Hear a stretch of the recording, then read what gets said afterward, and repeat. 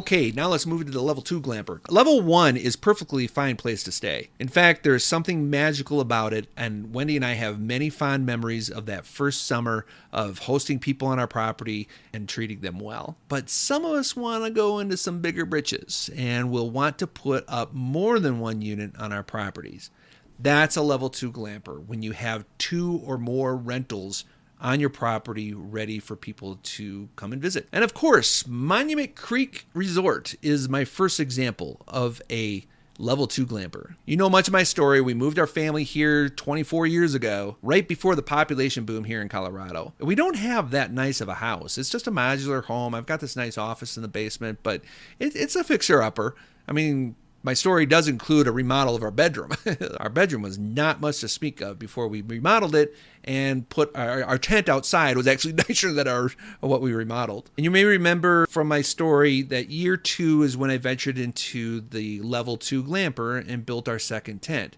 But that's when my neighbor called the police. I'll never forget that. I got a visit from a police officer who came on our property, and because that tent was actually on that side of the property where my crabby neighbor was. Now, that situation turned out in my favor. I thought the story was over after that because the police officer schooled her. He said the Jubes are doing nothing criminal. If they were running a crack lab in their basement, that would be one thing, but they're setting up a tent up and inviting guests. There's nothing criminal in that. I really thought that was the end of the story. But you know the rest of the story. She called the building department. That was my second visitor, was from the Pikes Peak Regional Building Department. And that's the consideration that level 2 Glampers really need to consider. You need to now start complying with codes if you're not already complying. It's a level 1 Glamper. And I encourage you to embrace that. And I might have ill feelings towards my neighbor.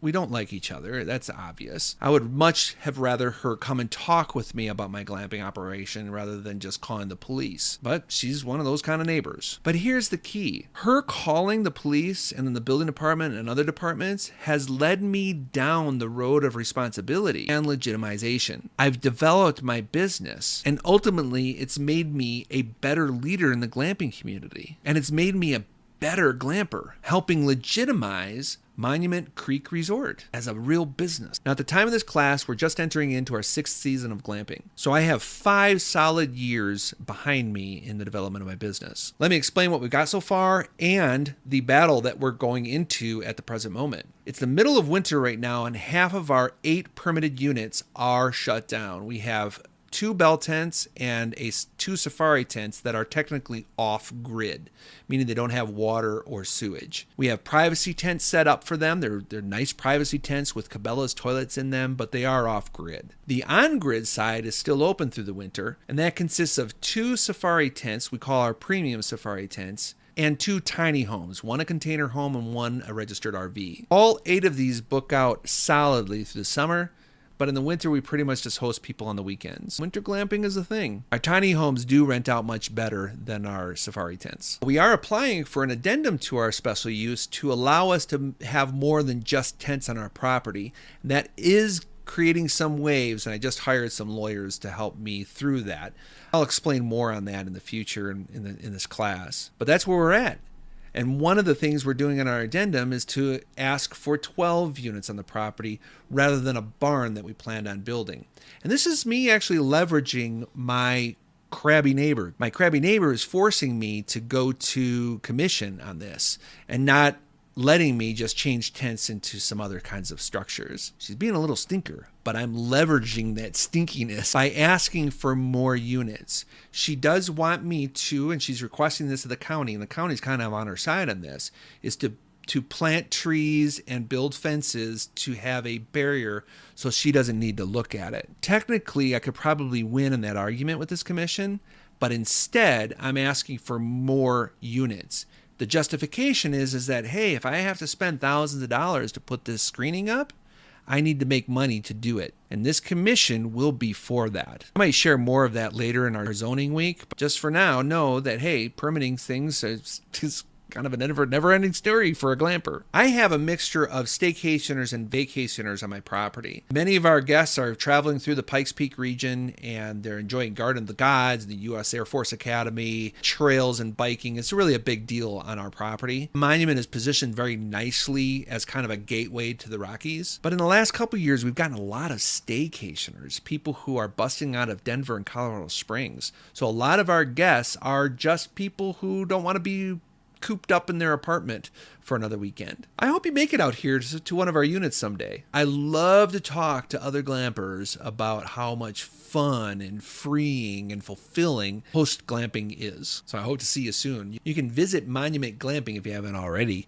at monumentglamping.com. And like level 1 glampers, there's lots of level 2 glampers also. One in particular is Black Hills Tent Glamping in Rapid City, South Dakota.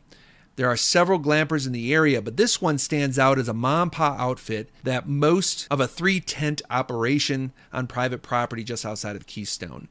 Run by John. His Airbnb bio states, "Hi, I'm John. I've been living on this property for 18... I don't know if John talks like that. I've never met him. But, someone named John in the Black Hills doing these tents. I just imagine him talking like this. I'm sorry, John, if you're watching this in the future. I didn't mean to offend you. I'm sure we can be friends. I'm going to just stop talking like that. Hi, I'm John. I've been living on this property for 18 years with my wife and 2 daughters. I've recently decided that it was long overdue that I share this magical place with visitors from around the world. I felt that the best way to do this is with a glamorous camping tent, glamping. This enables our guests to truly get back to nature and experience the Black Hills and everything they have to offer without roughing it too much. My number one goal is to provide you with an experience that is never forgotten, a much-needed reprieve from our hectic lives, and most importantly, quality time spent with those most precious in our lives. I do hope to meet John someday. His tents are booked out frequently, and his reviews are nearly perfect. 4.99, 5.0, 5.0 out of 240 reviews so far.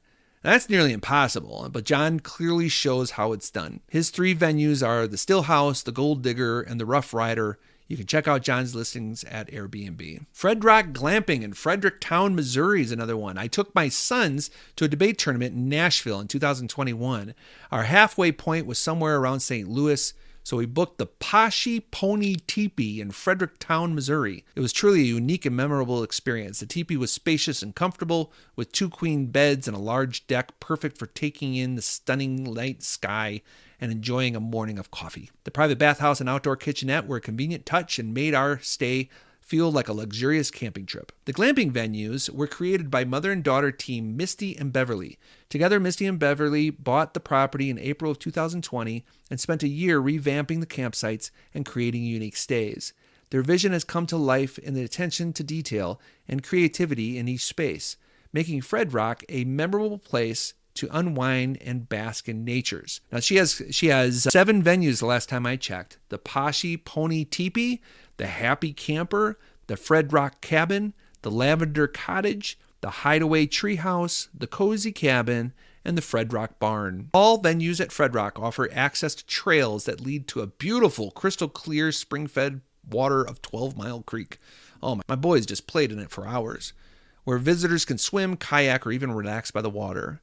In summary, Fred Rock offers a variety of unique stays, from vintage campers to cozy cabins to tree houses. I didn't see a tree house. They're also on Airbnb, but you can visit fredrock.us for their website. Also, a level 2 glamper is Rob Ebasolo of Grand Glamping in Joshua Tree, California. Now, Rob Ebasolo is an entrepreneur and real estate investor known as Rob Built on YouTube and Instagram. He owns and operates Host Camp, a business dedicated to training short-term rental startups. He is also the co-host of Bigger Pockets Podcast, a popular podcast focused on real estate investing. With years of experience in the industry, Rob is highly regarded for his expertise in real estate and his ability to create innovative and successful ventures. And for those of us who really know Rob, because I do know him personally, he started in glamping. He owns and runs Grand Glamping, a collection of 5 glamping units, 3 bell tents, an Airstream, and an A-frame, situated on 7 acres of land just outside of Joshua Tree.